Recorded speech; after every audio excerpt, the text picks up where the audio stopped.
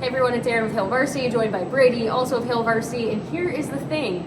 This is the last morning practice recap we will have for you. The next time Nebraska has availability, they're actually going to be talking to us before practice on Thursday because they're hosting an evening practice under the lights on Thursday. So hopefully the weather stays nice because I see might be some storms. So For now, what you have to care about is us here recapping what we just heard, and that was offensive coordinator Marcus Satterfield. We also heard from offensive line coach Donovan Raiola, and then a number of players. That included Corey Collier, Teddy Prohaska, and Ben Scott. Yep. I felt like I was going to forget somebody in that, but we got it. Yeah, they came at us, kind of furious there for a second. It was tough to keep track of them all. Usually everybody is pretty spaced out. Today it was like, let's get rolling. Yeah. So let's dive into what we heard. I didn't even get a chance to hear from Marcus Satterfield, but I know you were over there. So what were some of the big takeaways today? Big takeaways, Marcus kind of touched back on last Saturday's scrimmage, said that they turned the ball around a little bit too much for his liking. He is also a big, he famously said he'll put his dog out there at quarterback if they take care of the ball. He's got 3, and I'd love to see it. I know. So hopefully they're at the spring game.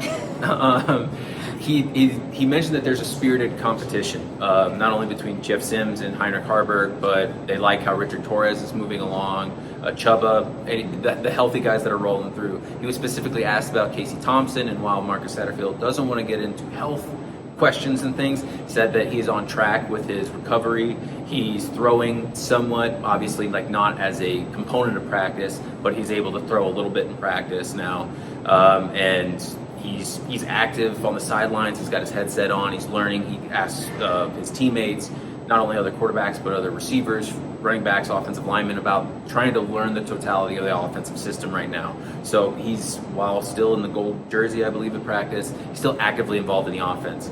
I asked him about how scrimmaging against Tony White's dynamic defense, heavy on the pass rush, has kind of influenced him.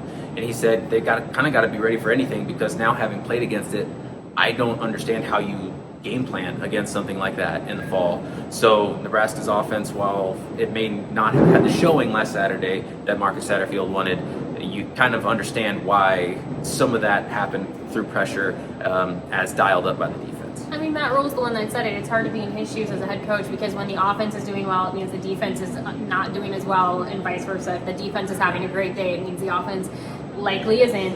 It's hard to have them both having a really, really great day. So, I mean, you're going to see that it's going to ebb and flow when one is doing a little bit better or stronger in a day than the other. So it just happened to be the defense's turn for this last scrimmage. Now, what we heard today, we didn't get to hear a lot about the spring game so much. That really wasn't so much of a topic of conversation. Obviously, we know Rule wants to have as much of a game as possible. They'll do what they can. Some of it is limited, where they're limited in numbers, things will have to be adjusted. But the one thing that I really took away from Donovan Raiola is he was really saying, again, reiterating what we have talked about so many times through spring, that this is about, it's the time to learn, it's the time to perfect, it's the time to get things installed. As far as who's going to play where, who's going to be the center, who's going to be the right guard, who's going to be this, he was like, that is stuff to figure out in fall. Yeah. It's those things shouldn't be decided today. So they're still moving guys around, they're still trying different things. That it really, he was pretty short with that answer, but he was pretty clear, that is for fall. So that really is something that we've heard, again, from Rule and just about everyone else we've talked to. Yeah, and he mentioned the strength and conditioning program, Corey Campbell and his staff, and how much better they even look now in spring, and how he's excited to see what they're going to look like when they come back on the other end of summer. He was asked specifically, numbers-wise, what that meant for the spring game, and he kind of gave a pretty simple, hey, we'll do whatever we're asked to do kind of answer. Now, that does mean, Teddy Prohaska is still in a green jersey. He's not expected to play in the spring game. He did talk about how that's difficult. He wants to be a part of it, but they obviously want to keep these players healthy. They don't want to, put them in an unnecessary situation if they don't have to. Yeah. Ben Scott, he had the little bit of a scare earlier in spring ball. Thankfully, everything is okay. Donovan Raiola was the one that was we've been taking it easy with him. We've limited him in some areas just because we want to make sure that he's 100%. And Ben Scott kind of talked a little bit about that as well. Little fun fact about him, he has family in Columbus, Nebraska. So he was sharing about, he's familiar with the fan base. I'm guessing there will be a pretty strong contingent of Columbus, Nebraska family members in town. for the spring game, or at least I assume so. But I thought that was a little fun fact. Yeah, there's going to be a lot of discoverers in town on Saturday, so provided the weather holds anyway.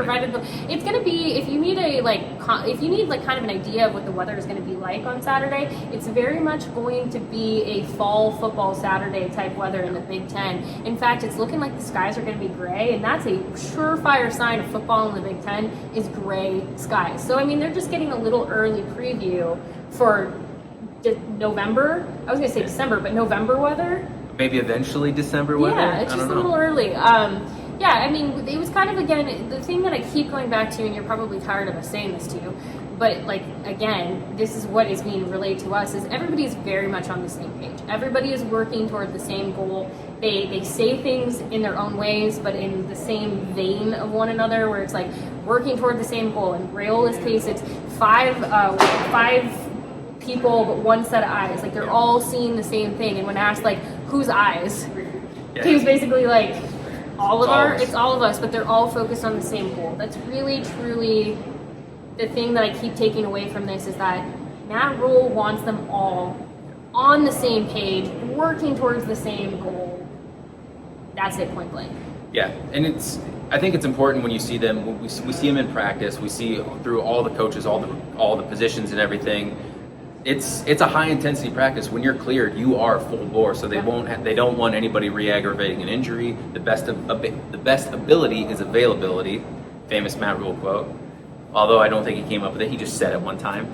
And that's, again, Teddy, Ben Scott, they want to be very careful and make sure that they're not putting them in unnecessary situations to re-aggravate injuries or anything like that. So again, they want as competitive of a true game on Saturday as they can, which is why you're going to see guys maybe held out and limited in ways where if it were like Minnesota or Indiana coming to Nebraska on Saturday, they'd probably be game ready, but at first scrimmage, they want to be careful with them.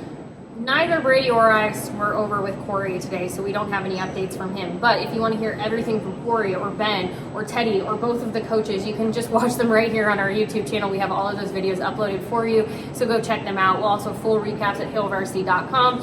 You should also just subscribe to Hail Varsity, which you can do at hailvarsity.com/subscribe. Please subscribe to this YouTube channel, share it with your friends, your family, and tell them to also be fans of Hail Varsity. But we, as always, appreciate you being here, listening to Brady and I recap this, and then also going and reading all of our stuff. So thank you, Brady. I appreciate it. No problem. Thank you, and thank you, and thank you again. We'll talk to you later.